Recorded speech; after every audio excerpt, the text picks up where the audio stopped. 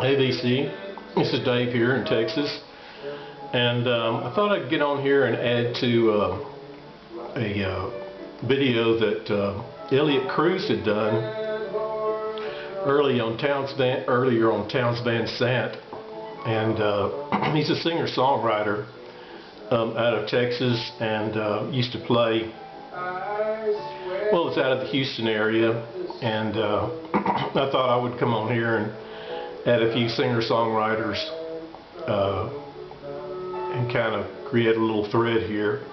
But well, back in the day, I used to be bigger into singer-songwriters than I am probably today. Today I mostly like listen to jazz stuff or more instrumental stuff, I'll put it that way. But I still get in the mood for it every once in a while. Somehow summertime it's more of a time when I might listen to some stuff like that. But back in the day, I was, I'd say like 20-30 years ago, I was much more into that genre. And I think it all began with, people like James Taylor, Joni Mitchell, Neil Young, John Denver, just Don McLean, Cat Stevens, all those singer and songwriters from, way back in the late 60s, Jim Croce, people like that. And I can't remember like what, kind of got me going in that direction. I'm not real sure. It may have been maybe this album here, which has been shown on the VC before. It's Willis Allen Ramsey, singer-songwriter out of Austin, and there's a little hole in the wall down there that a lot of singer-songwriters would play at, but he was one of the earlier ones that I know of, and he's still around, he's still playing all over actually, and this is the only album he's ever released that I know of. And this one is probably 50 years old, something like that. It came out in '72. And it's the only album he ever released. And it's a real good one. And I always kept expecting him to release another album, and he never did. He never has. He's just, I guess, always been more into live performance. But yeah, it's a real good one. On here he does the song Muskrat Love, I believe, and which is a song he wrote. I don't know that that's on here, but yeah, it is. Number 2, Muskrat Love. But yeah, really good one. And back in the day, I also used to pick up just about every singer-songwriter magazine I could. This is Lone Star Music. It features an article in it about Jerry Jeff Walker. Used to pick up Goldmine back in the day. This has got a Joni Mitchell article in it. And these were real good too, back before the internet. If you wanted to buy used records or record supplies or whatever, you go buy something like this, and Goldmine is still around, but it has shrunk way down from, the old days that it used to be. It used to be a really big, nice, thick magazine like this. Of course, the internet has shrunk it down somewhat, because you can find just about anything you want over the internet. Used to get this one too. It's called Fretboard Journal, and it has more than just singer-songwriters. This has got David Rollins on it, who has played with Gillian Welch, but it also features, and it's got Jethro Burns on here. It's got other kind of stuff in it as well. It was really nicely produced. This one also has another article in here about the African musician King Sunny Ade. This is another one from Fretboard. It's got article about Tim O'Brien and Sam Bush in it, Roy Clark. Like I said, they were kind of expensive magazines, but the articles in them and the way it was produced, and I think this is still active today, was like really nice. This is one on acoustic guitar. It's got an article on it by David Wilcox, which is this album here. David Wilcox has a lot of different albums. This is the one I like best. I think I've got 3 albums by him, and this is called Home Again. It's on A&M Records, and is a real nice album by him. I still, you know, of the 3 that I've got, I listen to this one probably the most. This one is mostly on Texas musicians, and was another magazine I'd read from time to time. And you know, it tells about where it has a thing in here that tells where all the musicians are playing for that month. And was another really good magazine for that day and time. And I believe this one is still coming out too, although it's shrunk up a bit from its heyday. Then here's one called Frets. This might have been an in-house magazine for some place like you know, CD Warehouse or someplace like that. I can't remember where I picked this up at, but again, it's a magazine about music, singer-songwriters, and various things, workshops. Has some tabulature music in it. So anyway, Elliot showed a Townes Van Zandt album, and I thought I'd show a couple other singer-songwriters that I found. This is a guy that not too many people know about, Jack Hardy.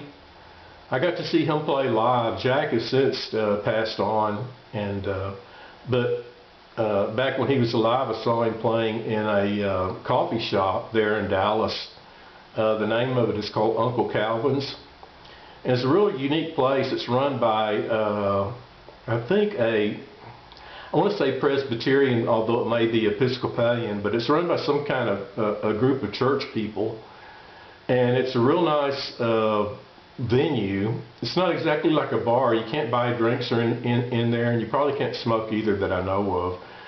But the people that run it have homemade you know, cake and, you know, all kinds of good things to eat, and you can buy coffee and tea and, you know, soft drinks and that type of thing.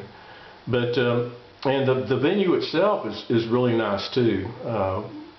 Anyway, I got to see Jack Hardy play in there, and I wasn't ever really familiar with him, but like the musicians would get up on stage and do a set, and then they'd take a break and sell some of their, you know, CDs out in the lobby there. And he was really interesting. His voice kind of took me a little bit to get used to. This is his collected works. And it's probably a really good place, if you're unfamiliar with him, is a good place to start. You know, I'd say maybe this CD or even this one. These first CDs would be the ones that I would probably recommend to start with. This is one called The Passing. But Jack was out of the New York City area, and when he was alive, he used to hold songwriting workshops, more or less. It was really just a bunch of friends that would come together and play each other their songs that they had just written or that they were working on, and just kind of get together and share ideas about songwriting and everything. And anybody that wanted to attend, he said in the audience, or to the audience that night, that anybody that wanted to attend was more than welcome to come by you know, his apartment there in New York City and attend one of his songwriting groups. This is another one called Omens, which I always thought was really nice. And like I said, at that time I was really into the whole songwriting thing. And Jack Hardy, though, he's played over in Ireland and all through the British Isles and probably beyond. But real nice, open guy. Like I said, this is another real good one to pick up and get. Like I said, any of these ones that I've shown already, The Passing, and really if you can just find any of them is a good place to start. Here's one called Civil Wars. These are on a Prime CD, I believe, which may be a CD label that he has. I don't know if that's self-produced or what. This last one here, this is on a different label, a Great Divide label. But I'm sure if you went over to Amazon or eBay, you might be able to find some of these. I woke up and listened to this one today. Really good. Like I said, his voice might take a bit getting used to. It's in an upper register, but it didn't take me long to get into it. I mean, it's not upper register like, say, the way Neil Young might sing falsetto or something like that, or but he does have a voice in the upper register. Here's a few more. This one's called Bandolier.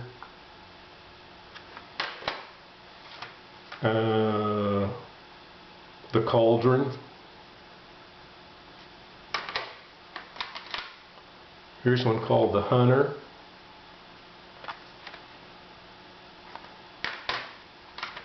This one is called Noir, one of his earlier ones.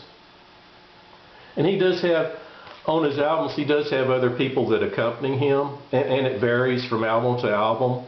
The night that I saw him, it was just him alone on stage with his guitar, and I think he might have had one other person come up and accompany him on a couple of songs, and I can't remember what that guy was playing, either a bass or maybe a fiddle or something like that. But he's more than capable of holding the stage on his own. This one is called Two Swords.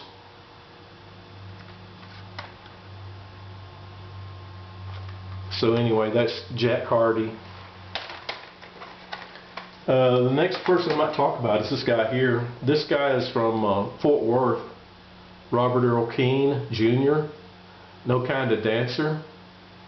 And I've got a couple, like I said, I believe he's out of Fort Worth, if I'm not mistaken.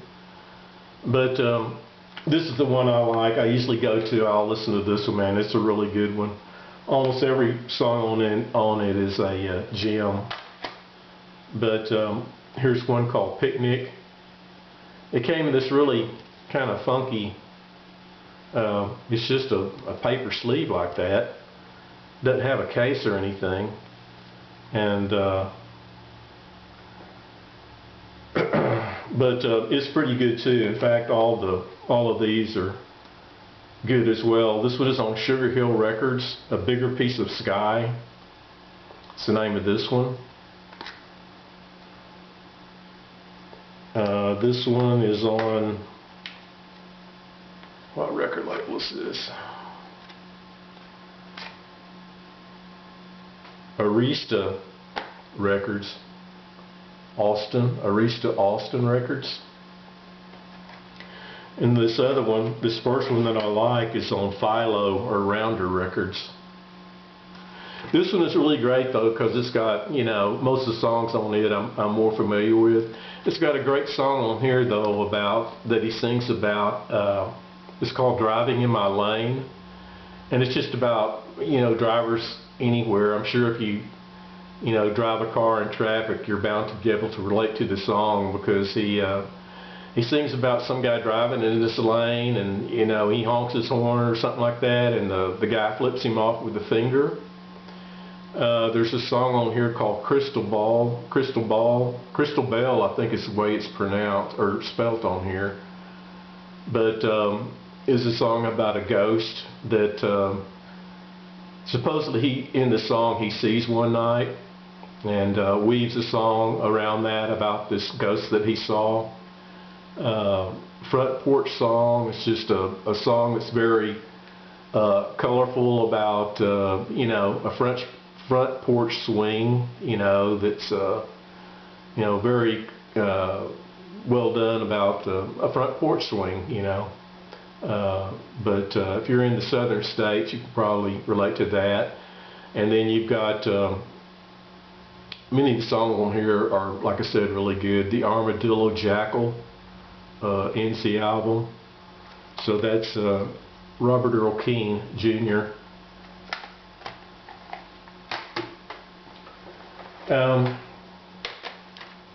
This is a guy that I'm not sure where John Gorka is from. This is called Temporary Roads, and this is the one that I'm most familiar with, and probably my favorite one by him.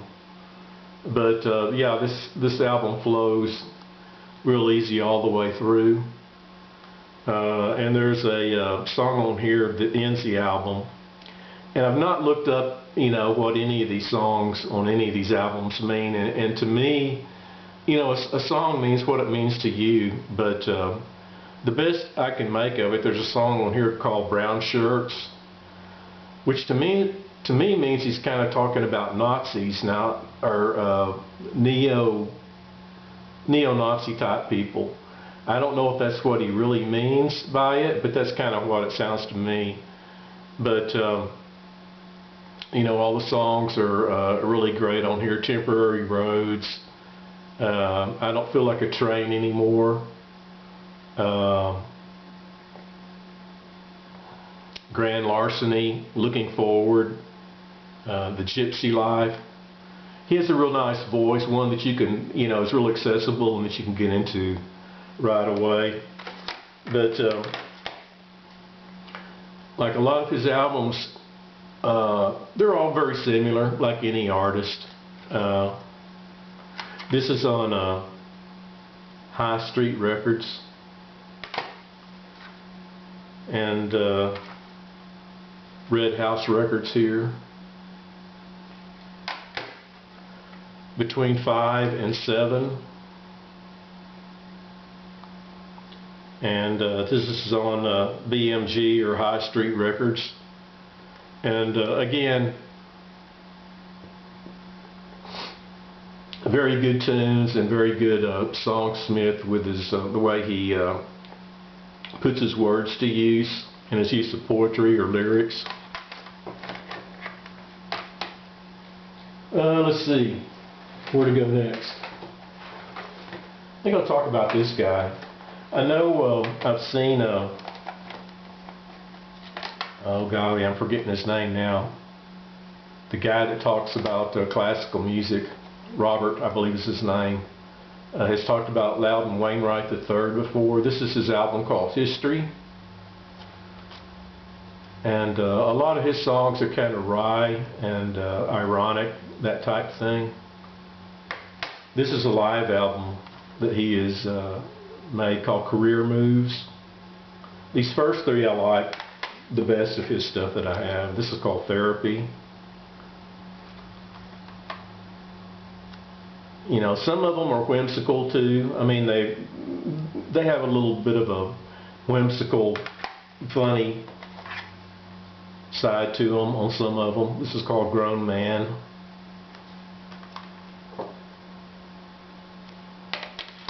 And this is an earlier one, I'm All Right, which is on Rounder Records. Excuse me. This is another singer-songwriter out of Texas, and I know I've seen people talk about Guy Clark before. Texas Cooking. He kind of falls right in with the Townes Van Zandt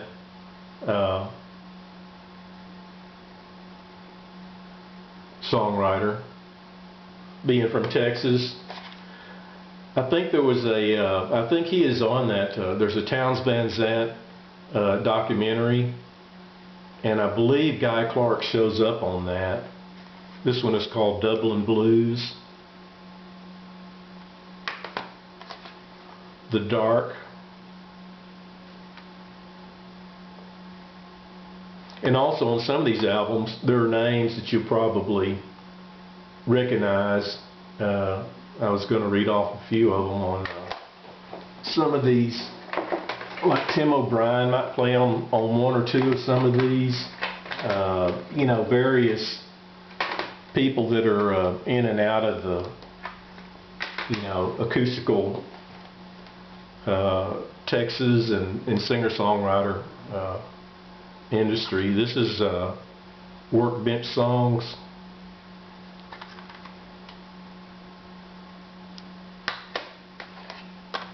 Here's one called Craft. Cold Dog Soup.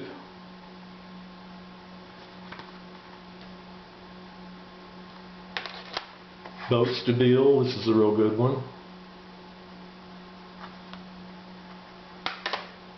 Old Friends.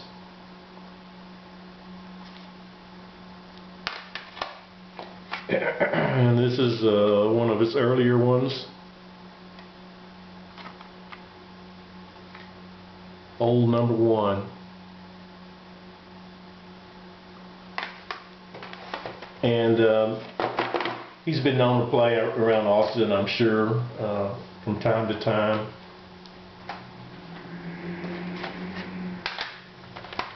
This guy called Daryl Scott. Got to see him play down in a bar in Dallas called, oh golly, if I can think of the name of it. No, it's right downtown. I forget the name of it. This is an album called Family Tree, excuse me, on Sugar Hill Records. Poor David's Pub is the name of it. And he was really good, man. He played a couple of instrumental songs that really blew me away. I mean, just, you know, took off and went with it. I was really blown away by his musical ability. And his songs are well written as well. Here's one called Aloha from Nashville.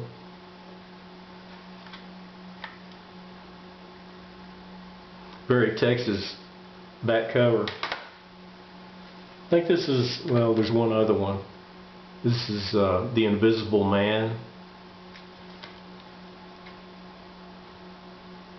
And this is the last one I have by him. When he was promoting this album, when I saw him play at Poor David's. Long Ride Home. Again, a real Texas back cover. There are a lot of different musicians on here that play with him. Patty Griffith, Charlie McCoy, Tim O'Brien plays on this one. So yeah, might as well show some women, right? Show some women that are singer-songwriters. This is Nancy Griffith that used to play down in Austin quite a bit. This is her album called Other Voices, Other Rooms, Other Voices, or Other Voices, Other Rooms. And really good singer-songwriter. She has since died too, but she left quite a legacy of songs and albums. Has a really nice voice, good musician. Once in a very blue moon.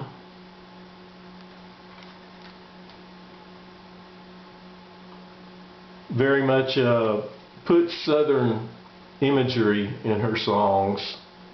There's a female writer, and I'm not going to be able to remember her name, that she liked a lot, who influenced her songwriting.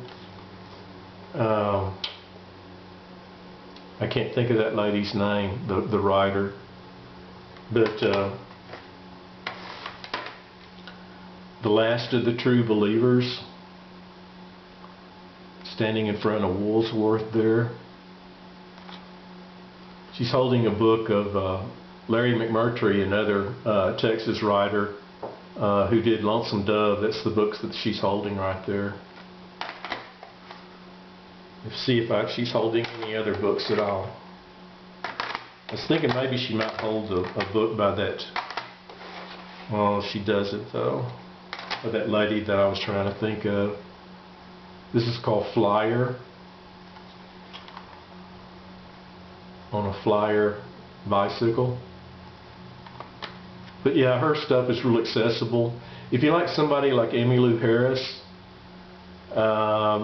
and songwriting like that, you'd probably like Nancy Griffiths a lot.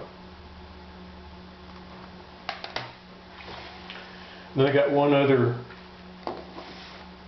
songwriter here. There's probably some other ones actually I could probably show, but this is called Jeffrey Foucault, F-O-U-C-A-U-L-T, Stripping Cane. This is on Signature Sound Records.